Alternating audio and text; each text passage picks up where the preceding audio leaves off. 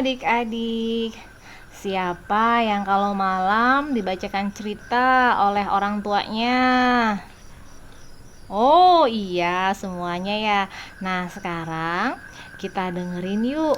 Bunda Iza akan bacakan cerita tentang kecerdikan burung hut-hut. Nah, kita buka dulu dari halaman.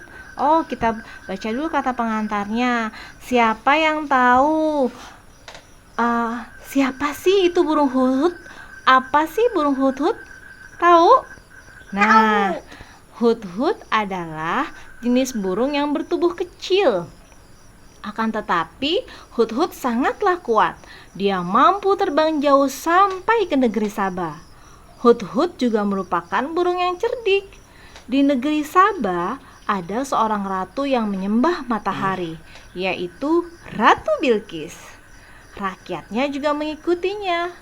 Mereka sudah ditipu oleh setan. Akibatnya mereka tidak mau menyembah Allah. Nah, Hud-Hud mendapat tugas nih. Dia menyampaikan surat dari Nabi Sulaiman alaihissalam. Hud-Hud mencari informasi hingga akhirnya penduduk negeri Sabah menyembah Allah. Dengan izin Allah tentunya. Burung Hud-Hud telah berhasil menyelamatkan mereka. Kisah ini sangat seru loh.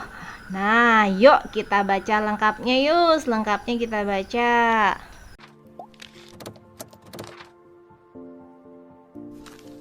Bismillahirrahmanirrahim.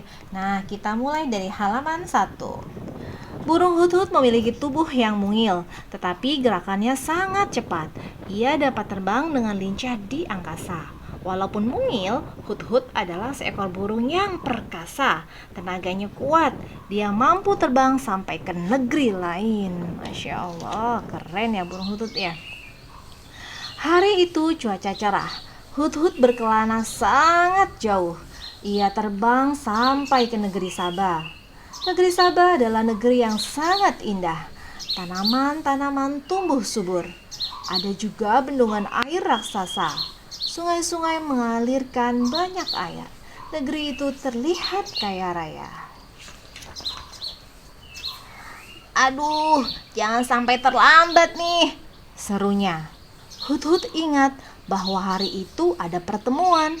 Semua hewan kepercayaan Nabi Sulaiman alaihissalam harus berkumpul. Hewan yang terlambat akan mendapat hukuman. Hut-hut pun bersiap terbang tinggi. Dia tidak mau terlambat. Hut-hut terperanjat. Dia melihat rombongan ratu beserta bangsawan kerajaan yang diikuti oleh rombongan rakyat. Wah, apa yang mereka lakukan? Hut-hut pun menjadi heran. Hut-hut menunda kepulangannya. Hut-hut hendak mencari informasi terlebih dahulu. Ini ratunya. Selanjutnya, hut-hut pun terbang mendekat. Ternyata itu adalah rombongan Ratu Bilqis, ratu dan rakyatnya yang menyembah matahari. Ternyata mereka sudah disesatkan oleh setan. Mereka tidak menyembah Allah. Hut-hut pun terus memperhatikannya. Burung hut-hut pun langsung pulang secepatnya. Dia terbang dengan kecepatan tinggi. Ketika tiba, Nabi Sulaiman pun menegur. Hut-hut, kenapa kamu terlambat, wahai hut-hut? Hut-hut pun berkata, aku tak berniat terlambat. Kemudian dia pun menceritakan perihal penduduk negeri Sabah yang menyembah matahari. Nabi Sulaiman pun terperanjat. Ratu dan penduduk negeri Sabah ternyata sudah ditipu oleh setan. Kita harus mengajak mereka untuk menyembah Allah, kata Nabi Sulaiman. Nabi Sulaiman pun segera menulis sebuah surat.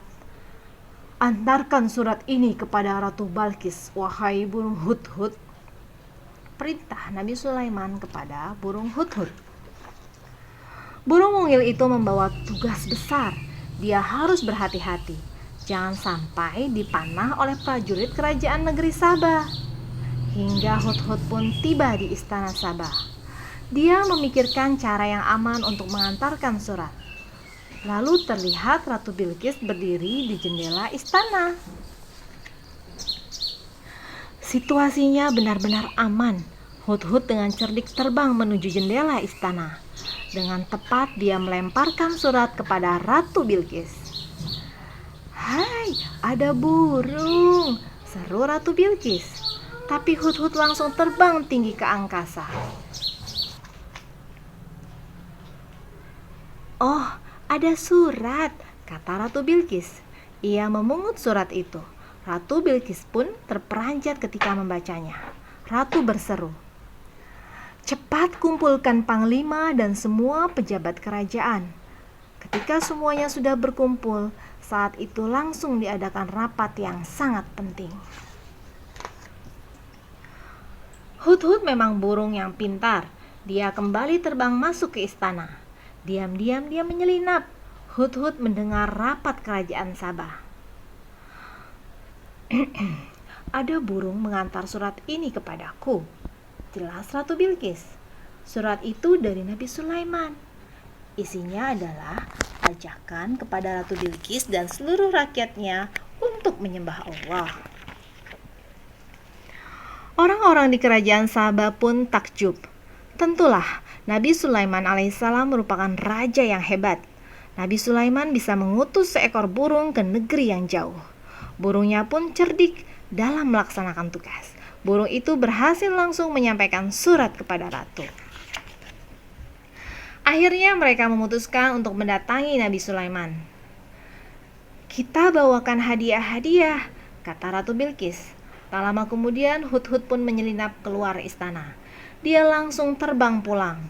Hudhud mengabarkan rencana Ratu Bilqis tersebut kepada Nabi Sulaiman. Ketika saatnya tiba, Nabi Sulaiman alaihissalam pun bersiap-siap menyambut. Dia sudah mengetahui kabar kedatangan Ratu Bilqis itu dari burung Hudhud. Ratu Bilqis dan rombongan menempuh perjalanan jauh. Mereka sangat kelelahan, tetapi mereka ingin tahu tentang Nabi Sulaiman alaihissalam. Ini Ratu Bilqis beserta rombongannya. Akhirnya Ratu Bilqis pun bertemu dengan Nabi Sulaiman. Ia terkejut melihat kemegahan istana Nabi Sulaiman. Kerajaan Nabi Sulaiman lebih besar. Ratu Bilqis pun menyerahkan hadiah-hadiah. Tetapi Nabi Sulaiman menolaknya. Dia berkata, "Mari, sembahlah Allah," kata Raja Sulaiman.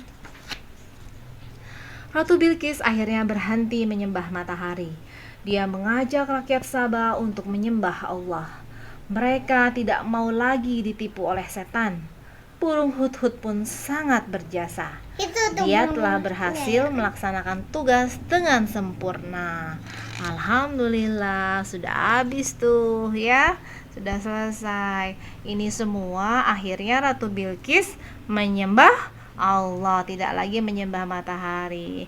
Itu pun berkat Allah menyuruh burung Hudhud untuk memberitahukan kepada Ratu Bilqis. Demikian dulu cerita Islami tentang kecerdikan burung Hudhud. Sampai jumpa di cerita-cerita berikutnya.